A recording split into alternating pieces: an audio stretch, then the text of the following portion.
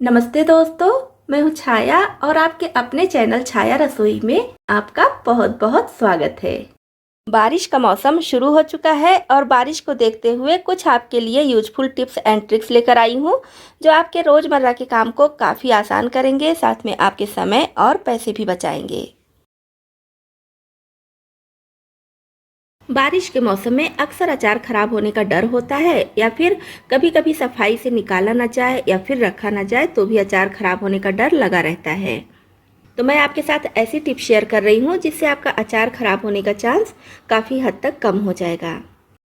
तो आपके पास अगर इस तरह से तेल वाला अचार है तो भी ये टिप आपके लिए यूजफुल है, और इस तरह का सूखा अचार है तो भी ये टिप आपके लिए बहुत यूजफुल है।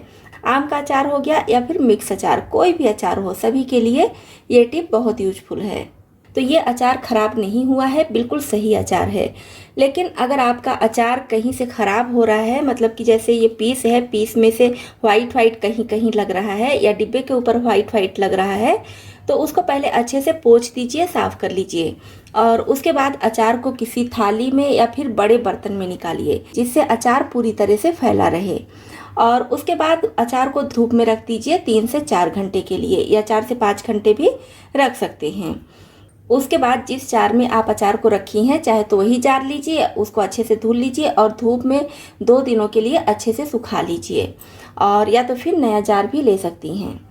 इधर जो अचार सूखा हुआ है 4 से 5 घंटे, जिसको हम अच्छे से सुखा लिए हैं धूप में, उसमें हमें डालना है चीनी। तो नॉर्मल चीनी जो हम चाय में यूज करते हैं, खाने में यूज करते हैं, चीनी डाल दीजिए। अचार के हिसाब से चीनी डाल दीजिए। जैसे आधा केजी के लगभग आपका अचार है तो उसमें 1 टेबल स्पून डाल दीजिए, और इसी के हिसाब से अगर 1 केजी अचार है तो 2 टेबल स्पून, ऐसे मात्रा बढ़ाते जाइए या फिर घटाते जाइए। और ऐसा नहीं है कि हम इसमें चीनी डालेंगे तो खट्टा अचार मीठा हो जाएगा, बल्कि अगर खट्टा अचार है तो वो और ज़्यादा खट्टा हो जाता है। अब चीनी डालने के बाद अचार को अच्छे से मिक्स कर लिए। क्योंकि मैं तो डिब्बे में रखी हूँ इसलिए मिक्स नहीं कर पाऊंगी, लेकिन आप बड़े बर्तन में रखेंगे तो खूब अच्छे से चम्मच से मिक्स कर लीजिए। चम्मच का भी ध्यान रखिए साफ़ और सूखा हो, और जिस बर्तन में अचार रखी हैं वो भी साफ़ और अच्छे से सूखा हुआ हो। अच्छे से मिक्स करने के बाद फिर से उसको सूखे हुए कांच के जार में भरकर रख लीजिए और ढक्कन अच्छे से टाइट बंद कर दीजिए। इससे क्या होगा, आपका अचार 1 साल क्या कई सालों के लिए खराब नहीं होगा। मैं क्या करती हूँ, मैं जब भी कोई भी अचार बनाती हूँ तो उसमें बनाते समय ही किसी भी चीज़ का अचार बनाती हूँ, गोभी का, गाजर का या मटर का, कोई भी अचार बनाती हूँ तो उसमें चीनी ज़रूर डालती हूँ। इससे क्या होता है, अचार को बार बार धूप दिखाने की भी ज़रूरत नहीं पड़ती है और कम तेल में भी अचार खराब नहीं होता है। चीनी प्रिजर्वेटिव का काम बहुत अच्छे से करता है, इसलिए चीनी डालकर आप अपने अचार को सुरक्षित रख सकती हैं। तो मैं देखिए इसमें भी चीनी डालकर रखी थी और 2 साल का अचार हो गया है मेरा, और देखिए अभी भी बिल्कुल सही है, खुशबू भी बहुत अच्छी आ रही है अचार की। और मैं अभी थोड़ा सा चीनी और आपको डालकर भी दिखाई हूँ। और ये सूखा वाला अचार ये तो इसी साल का है, तो इसमें भी मैं चीनी डालकर ही बनाई थी। थोड़ा सा चीनी अभी आपके सामने भी डाल दी हूँ। तो इस तरह से जब आप अचार में थोड़ा सा चीनी डाल देंगे तो 1 साल क्या आपका अचार कई सालों तक खराब नहीं होगा।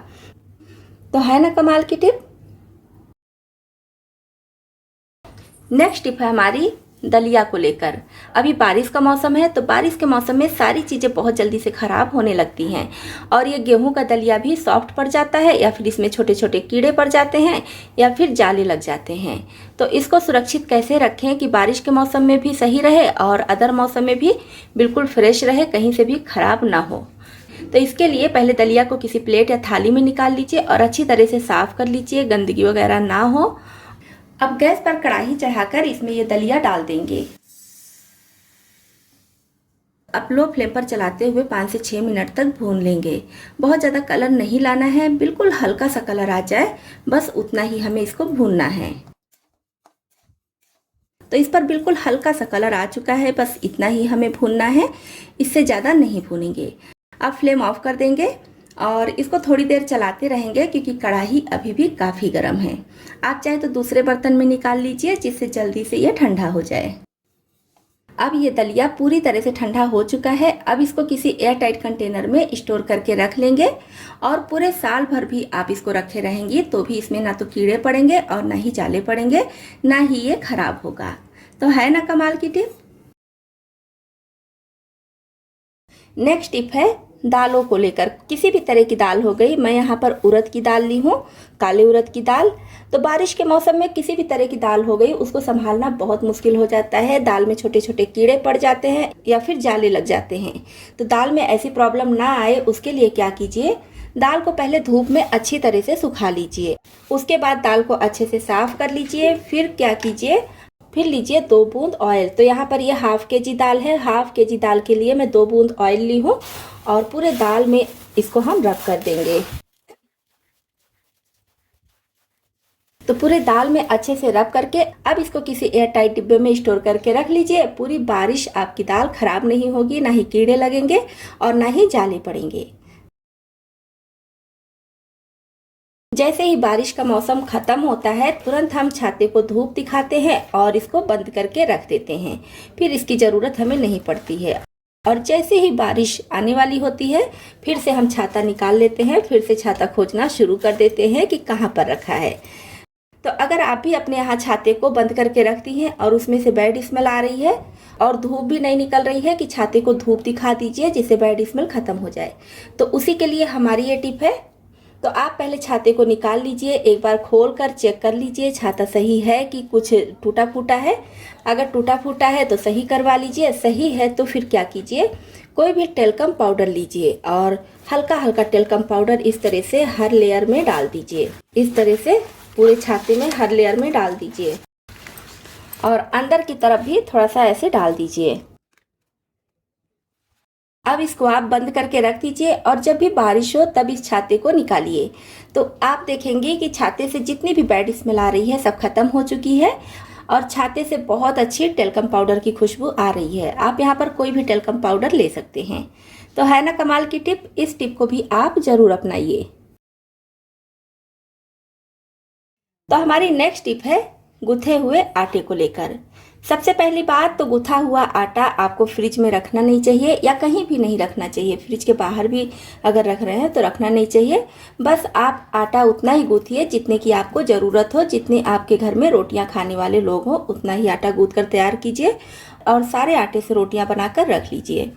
फिर भी कभी कभार थोड़ा बहुत आटा बच जाता है या किसी कारण से ही हम आटा बचाकर फ्रिज में रख देते हैं।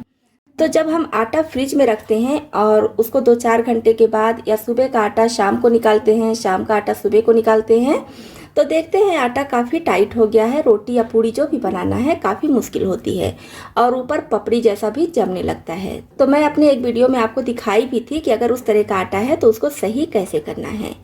तो उसी वीडियो पे मेरे कई सारे कमेंट्स आए हैं, जिनमें से एक कमेंट है अशोक सक्सेना जी का। तो उनकी टिप मुझे काफ़ी पसंद आई, तो उन्होंने जो टिप बताया वो मैं आपके साथ भी शेयर कर रही हूँ। तो ये आटा मान लीजिए आपके घर में बचा है, आप इसको रखना चाहती हैं फ्रिज में और ये भी सोच रही हैं कि ये टाइट भी ना हो और ऊपर से पपड़ी भी ना पड़े, इसमें घी ऑयल कुछ भी लगाना भी नहीं चाह रही हैं, तो उसी के लिए ये टिप है। तो लीजिए कोई कपड़ा, मैं यहाँ पर मसलन का कपड़ा ली हूँ और इसको गीला करके अच्छे से निचोड़ लीजिए। ये कपड़ा गीला है लेकिन इसमें पानी नहीं है। अब आप इसमें आटे को इस तरह से लपेट कर रख दीजिए। तो ये टिप मैं पहले खुद अपनाई हूँ, मुझे सही लगा, फिर आपके साथ शेयर कर रही हूँ।